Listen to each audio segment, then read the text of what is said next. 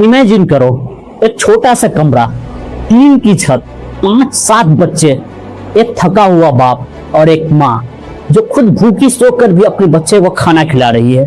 और सवाल ये है, जब घर में पैसा ही नहीं था तो इतना बच्चे क्यों?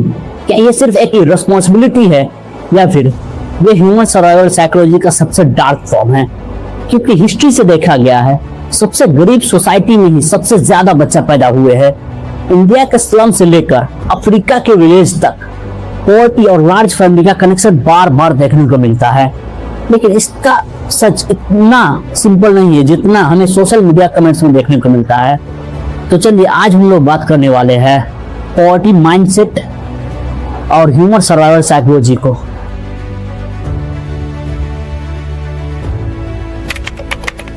जब इंसान के पास रिसोर्सेस कम होते हैं तो उसका दिमाग फ्यूचर नहीं बल्कि सर्वाइवल सोचता है। एक रिच आदमी क्या सोचता है, 10 साल बाद मेरी जिंदगी कैसी होगी, जबकि एक गरीब आदमी क्या सोचता है कि कल मुझे खाना मिलेगा या नहीं। यह डिफरेंस सिर्फ पैसा का नहीं है बल्कि ये सिर्फ साइकोलॉजी का भी डिफरेंस है। दो साइंटिस्ट ने अपने book scarcity why having too little much में लिखा था स्कैरसिटी माइंडसेट।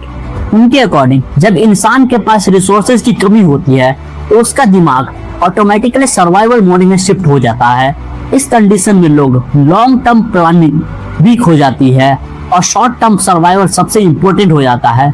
ये आइडिया एक्सप्लेन करता है कि पॉवर्टी सिर्फ लैक ऑफ मनी नहीं होती, पॉवर्टी ह्यूमन थिंकिंग को भी अफेक्ट करता है।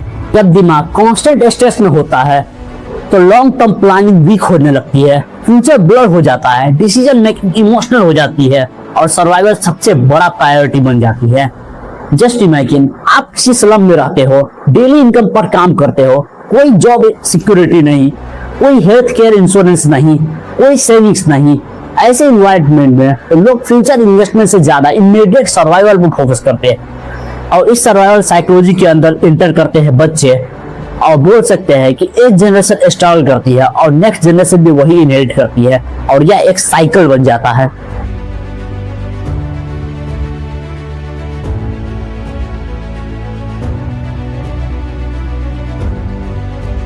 आज हम हॉस्पिटल और मेडिसिन को बहुत नॉर्मल समझते हैं, लेकिन अभी से 100 साल पहले तक मेडिकल फील्ड बहुत वीक था। उस टाइम लोग 8 से 10 बच्चा पैदा करते थे, जिसमें से 3 से 4 बच्चा बचपन में ही मर जाते थे।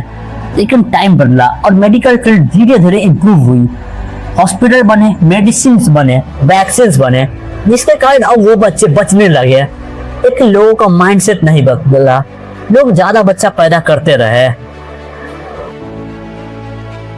एक बेटा तो होना ही चाहिए, ये सेंटेंस इंडिया के मिलियंस ऑफ फैमिली में सुना जाता है।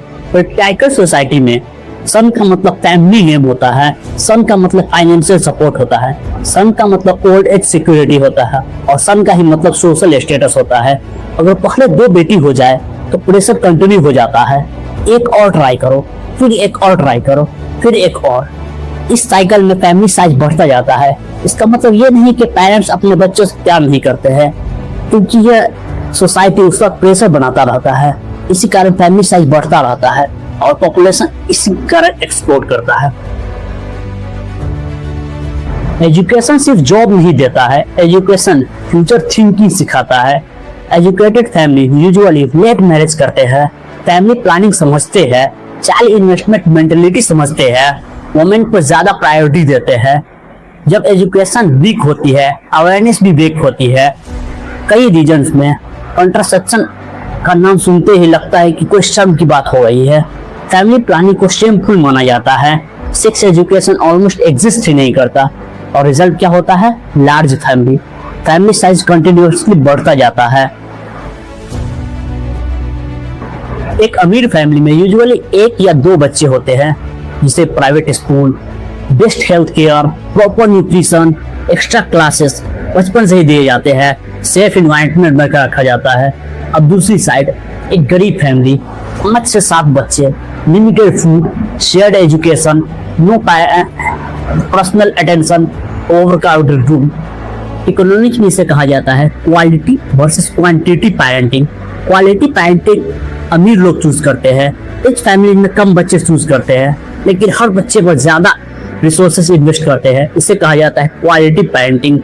Poor family quantity parenting choose करते हैं क्योंकि सर्वाइवल अनसर्टेनिटी ज्यादा होती है। ये सिर्फ चॉइस नहीं होता, ये सिस्टम, इन्वायरमेंट, इनसिक्योरिटी और साइकोलॉजी का कॉम्बिनेशन होता है।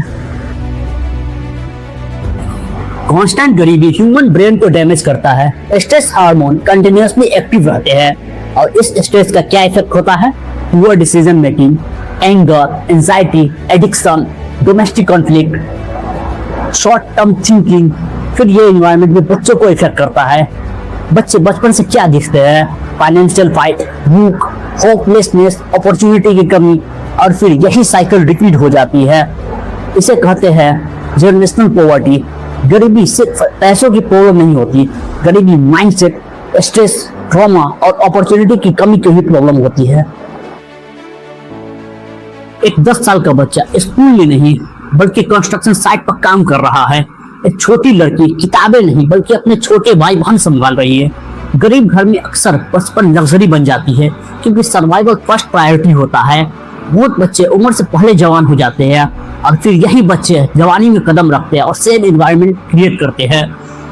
इसका मतलब ये नहीं है कि वो बहुत हरामी आदमी है, इसका मतलब ये है कि वो ये सर्वाइवल मोड से निकल ही नहीं पाता है। इसी कारण वो ये सेम साइकिल रिपीट करता रहता है। अब सेम उसका बच्चा भी यही साइकिल रिपीट करेगा और फिर वही गरीबी चलती रहेगी। सोशल मीडिया कमेंट में आसानी से लोग लिखते हैं, अगर पैसे ही नहीं है तो इतना बच्चा पैदा क्यों करते हो? ये सवाल जितना सिंपल है इसका आंसर इतना ही कॉम्प्लिकेटेड है, क्योंकि जो बच्चे मिडिल क्लास या फिर रिच फैमिली में पैदा हुए हैं वो बेटर इन्वायरमेंट में देखते हैं, वो स्टेबल दुनिया देखते हैं। लेकिन सर्वाइवल इन्वायरमेंट पूरी तरह अलग काम करती है। अगर आपकी लाइफ में जॉब सिक्योरिटी हो, एजुकेशन हो, हेल्थ केयर हो, स्टेबल इनकम हो और सेफ फ्यूचर हो तो आपका दिमाग कुछ अलग तरह से काम करेगा। अब नेचुरली आप कम बच्चा पैदा करना प्रेफर करोगे। लेकिन जब ये सब नहीं हो तब फ्यूचर अनसर्टेन हो जाता है। तब human psychology completely different behave करती है और वो ज्यादा बच्चा पैदा करती है और ये एक साइकिल चलता रहता है। और इसका प्रभाव क्या हुआ? बड़े शहर ग्रो करते गए, गांव में जॉब्स कमते रहे और लाखों फैमिलीज माइग्रेट करने लगे। कोई मुंबई गया, कोई दिल्ली गया, कोई हैदराबाद, कोई गुजरात। और इसका रिजल्ट क्या हुआ? अर्बन स्लम्स बने, ओवर क्राउडेड घर, स्वच्छता की कमी, weak education system, low paying jobs, population exposure. सिर्फ लोगों के पास बहुत ज्यादा बच्चे हैं इसकी स्टोरी नहीं है, ये इकोनॉमिक इनइक्वालिटी की भी स्टोरी है। जब सिस्टम फेल करते हैं तो लोग सर्वाइवल मोड में शिफ्ट हो जाता है और survival mode long term planning को डिस्ट्रॉय कर देता है। तो अब सवाल आता है, इसका सॉल्यूशन क्या है? क्या सिर्फ पॉपुलेशन कंट्रोल करना इसका सॉल्यूशन है? तो आंसर है नहीं। हिस्ट्री प्रूव करती है कि जब एजुकेशन इंप्रूव होती है, हेल्थ केयर इंप्रूव होती है, वुमेन एम्पावरमेंट बढ़ती है, इनकम स्टेबल होती है, फैमिली साइज नेचुरली डिक्रीज करने लगती है। डेवलप्ड कंट्री में ये ऑलरेडी हुआ है।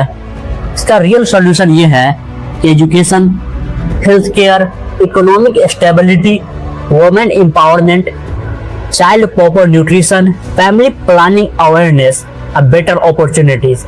अगर डर कम होगा तो सर्वाइवल साइकोलॉजी भी चेंज होगी और वो फैमिली भी कम बच्चे पैदा करना प्रेफर करेगी और ये साइकिल टूटने लगेगा। गरीब लोग ज्यादा बच्चा पैदा क्यों करते हैं? इस सवाल का आंसर सिर्फ बायोलॉजिकल नहीं है या फिर सिर्फ कल्चरल वैल्यू नहीं है या फिर सिर्फ रिलीजियस नहीं है। इसका आंसर छुपा है डर में, इनसिक्योरिटी में, सर्वाइवल इंस्टिंक्ट में और एक ऐसे सिस्टम में जहां मिलियंस ऑफ लोग सिर्फ सर्वाइव करने की कोशिश कर रहे हैं। जब फ्यूचर डार्क लगता है तो ह्यूमंस एक होप क्रिएट करता है और वो होप कभी कभी बच्चे होते हैं। और मेरी सलाह लिया जाए तो अगर आप गरीब हैं तो कम बच्चा पैदा कीजिए, क्योंकि कम बच्चा पैदा करके आप उसे एक बेटर एनवायरनमेंट दे सकते हैं। अगर आप उसे एक बेटर एनवायरनमेंट दीजिएगा तो आगे चल के बेटर ग्रो करेगा। और मैंने पॉपुलेशन एक्सप्लोजन पर भी वीडियो बनाया, उसको चेकआउट जरूर करें और इस वीडियो को शेयर करें, खासकर उस व्यक्ति के पास जो ज़्यादा पढ़ा लिखा नहीं है और वो काम कर रहा है, अभी भी उसकी शादी हुई है। उसके पास ये वीडियो जरूर भेजे ताकि वो ये गलती नहीं कर सके और ज्यादा बच्चा पैदा नहीं कर सके।